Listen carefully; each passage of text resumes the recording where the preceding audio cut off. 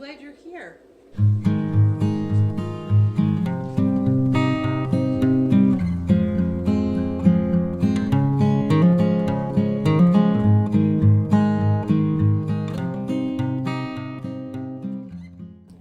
This is the audio version of the book Peak, a resource for recovery, authored by Faye Anam Avis. Chapter 8, Our Spiritual Source.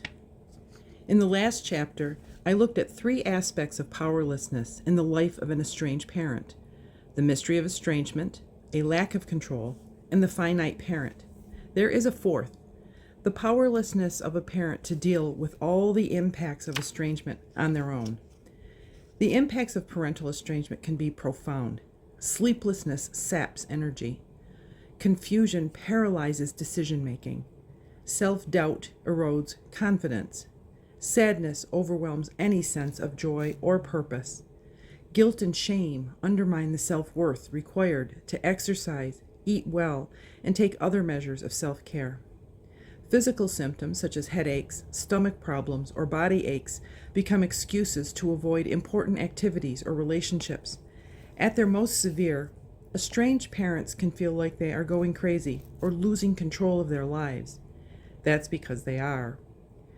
The qualities that served them and their children well when they were young, taking responsibility, meeting their children's needs, delaying or deferring their own needs, finding worth in their role as a parent, are now the sources of deep emotional distress. In spite of the pain associated with these patterns, they are deeply ingrained and can't simply be shut down. Estranged parents often find themselves powerless to change them. Powerlessness as gift. This admission of powerless is actually a gift because it opens up to one of the most important junctures of life, discovering that we need the help of a higher power, a spiritual source, what many people choose to call God. While many estranged parents may have been brought up in a religious community or may currently be participating in the life of a church, coming to a point of powerlessness where they must turn to a spiritual source in order to be restored to sanity is a new experience. It often comes after exhausting every other source, years of bargaining, even therapy with a professional counselor. One might hope that the teaching of various world religions might be useful. Many people who have grown up in traditional religions were raised to honor their parents. Honoring parents is one of the 10 commandments. In the Jewish Talmud, the commandment to honor one's human parents is compared to honoring God. Jesus reaffirmed this responsibility and was particularly critical of adult children who found ways to renege on the responsibility to care for aging parents.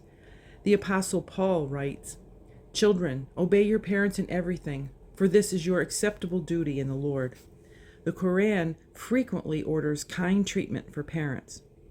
Buddha is quoted as saying, "Good is filial devotion to one's mother in the world, and devotion to one's father is good." The Reformed theologian John Calvin also refers to the sacred origin of the role of human father and comments that the commandment does not therefore depend on the particular worthiness of the parent. Adult children of estranged parents can counter all these references with other passages from sacred scripture citing the responsibilities of parents. The Apostle Paul clearly instructs fathers not to provoke their children to anger. Estranged adult children would be able to cite numerous ways that a parent has made them so hurt and angry that they cannot remain in the relationship. The failure of parents to live up to the standards they espouse is a form of hypocrisy that Jesus railed against. In addition, Jesus counseled that an errant Christian who refuses to listen to the community should be excluded from the fellowship and treated as a Gentile and a tax collector, in other words, shunned. Surely, they must argue, we should expect no less from the behavior of a parent. Arguably, toxic parents would fit into one of those categories. Since both estranged parents and their adult children can use the Bible to make a case supporting either connection or estrangement, religion is frequently of little help. In fact, religion can exacerbate the problem by appearing to provide a divine mandate that can be leveraged for or against parents, or for or against children. Older parents are at a disadvantage in that they tend to be more involved in faith communities than their uninvolved children. They are hearing sermons focused on their responsibilities as parents, while their children are not being similarly challenged. In pastoral counseling, parents are similarly being instructed to bear all the responsibility for reaching out to the children who have cut them off. Clearly, estranged parents need a different approach to their spiritual source than the religious rules most learned in their faith community. The approach I have experienced and found most helpful is one that is used in recovery groups for people dealing with a variety of issues: alcoholism, drug addiction, codependence, growing up in a dysfunctional home, and so forth. While groups don't adopt a particular religious perspective, they do find it important to be clear about several things when we speak of this spiritual source. Qualities of our spiritual source. First, it is both our belief and experience that this spiritual source's intention for our lives is goodness. Goodness means that our spiritual source desires our lives to possess approval and esteem. This is critical because many estranged parents hold the belief that their estrangement means that they are defective or inferior. They may subconsciously avoid activities or thoughts that make them happy because they don't feel that they deserve to be happy. If they have occasions where they feel positive and peaceful, they feel guilty that they have forgotten how bad things are with their children. There may be other voices reminding them of their estrangement, with family members, ex-spouses, or well-meaning friends offering solutions. Empty seats at holiday tables and empty mailboxes at birthdays also become occasions for self-recrimination. Our spiritual source is kinder to us than we are to ourselves. Second, this spiritual source is gracious and forgiving. No parent or adult child, for that matter, is perfect. We can all benefit from an exercise of self-examination to acknowledge specific areas where we have failed to be the parent we should have been. Some of those failures affected our children directly. Other effects were the indirect impact of poor decisions affecting spouses, finances, or family reputation. Again, it is both our belief and our experience that our spiritual source is an inexhaustible source for grace and mercy for every failure we are willing to acknowledge. Our spiritual source is undoubtedly more willing to forgive us than we are ready to forgive ourselves, and many times more willing to forgive us than other persons in our lives. Healing requires that we give greater weight to our spiritual source than any other voice. Third, this spiritual source is wise and has a better understanding of how our recovery needs to unfold in our particular situation than anyone else. For this reason, we do best by asking our spiritual source for guidance rather than telling our spiritual source what we would like to have happen. For example, in some cases, our spiritual source may work to quickly restore an estranged relationship with an adult child as we open ourselves to guidance. In other cases, that restoration may be delayed in order for us to realize the personal and spiritual growth that is more important. In still other cases, it may become clear that our spiritual source has plans for us that do not include reconciliation with our adult children. In those cases, our spiritual source can guide us through a process of grieving the loss and moving on with our lives. Notice how different this approach to spirituality is compared to the perception of many faith communities where religion is used to establish who is right and who is wrong, or to win a moral argument. Membership is understood to be an indication of virtue or positive standing in the broader community. God is conceived as a punitive judge, holding the threat of hell as the eternal destiny for those who do not measure up. The faith community is an extension of God.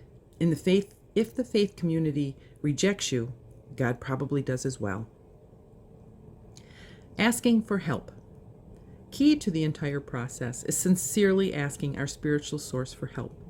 Taking the step of asking for help implies an acknowledgement of powerlessness that has the effect of calming the mind from its relentless striving to find a way out of pain. It is the paradox of spirituality. The more we try to find peace, the further it eludes us. As we surrender to our spiritual source by asking for help, peace descends. It is easier to save a drowning swimmer once they have surrendered. As long as they are fighting to survive, they threaten to sink both rescuer and swimmer. Estranged parents have many opportunities to ask for help from their spiritual source. They not only need help dealing with the emotional pain of estrangement, but guidance on how to handle an entire range of issues connected to their adult children. Those answers might come in the form of the 12 steps from a Peak support group or other resource recommended by the Peak Network. Sometimes we will misunderstand what our spiritual source wants us to do, but as long as our heart's intention is to discover and follow the guidance of our spiritual source, we can trust that we will eventually arrive where we are supposed to be. Changing our minds. One of the mistakes we make on our spiritual journey is to equate our thoughts with who we are. This gives our thoughts incredible power. In fact, we become a victim of our own thinking and the emotions generated by our thoughts. We keep waiting for our thoughts and feelings to change, hoping that something we read, hear, or experience will suddenly make us think differently.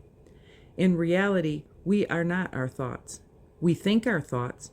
We choose our patterns of thinking. The reason our thoughts seem to be us is that our choice of thinking patterns over the years have actually rewired our brains into neural freeways. If every time I have a creative thought, I tell myself I am stupid, which I have done for years, it becomes easier and easier for that thought pattern to zoom through my brain. After a while, it happens so quickly and easily, it feels like me. I feel stupid. Every spiritual tradition addresses this thinking process as an element in human transformation and healing. Recovery from the trauma of parental estrangement is no different. This generally requires several commitments. We must value the perspective of our spiritual source above our own or the opinions of others in our lives. We must become aware of our thinking patterns and the ways they diverge from the perspectives of our spiritual source. We must consciously work to conform our thinking to the perspectives of our spiritual source. We must make these internal changes in spite of how we feel, trusting that our feelings will eventually align with our new thinking. If I consistently think I am bright and creative, I will eventually have positive feelings about myself. We must set an intention that in particular situations we will begin to behave in ways consistent with our new thinking inspired by our spiritual source. When I take steps to share my creativity with others, my thinking about myself begins to change. Parental estrangement tends to cultivate thinking patterns that are not only inconsistent with our spiritual source, but self-destructive as well. In some cases, estrangement may simply surface and intensify patterns that have controlled our thinking for years, perhaps from our childhood. I have tried to write this book in a way that is consistent with my best understanding of our spiritual source, and is an offering made to you, the reader. Like any offering, it is yours to embrace, amend, or discard. It is my hope that at least some of the content will resonate as true, so that you might begin to bring your thinking more in line with your spiritual source as you conceive it. Above all, our spiritual source can help us gain clarity about what lies within our power to change and what does not. This then becomes the basis of the Serenity Prayer.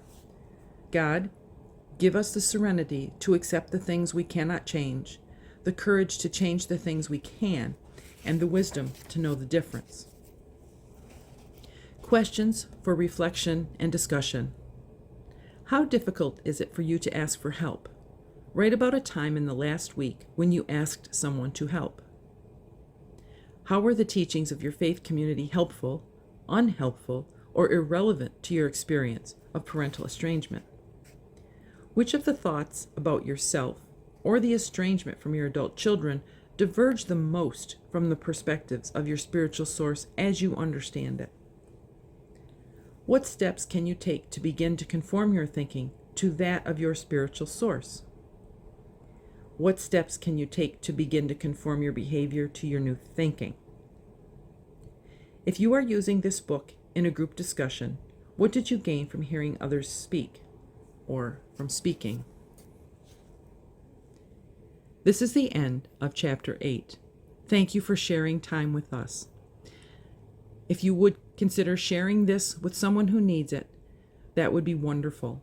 A great way to help someone else who's struggling with estrangement, and to help the message of peak spread, please take a minute to, underneath the screen, click the like button, subscribe to our channel, and click on the notification bell that lets you know every time we have uploaded a new video. Also, please feel free to comment in the spaces below the screen so that if you have any questions or would just like to make a statement, you have that freedom to do so. We really appreciate your sharing with us.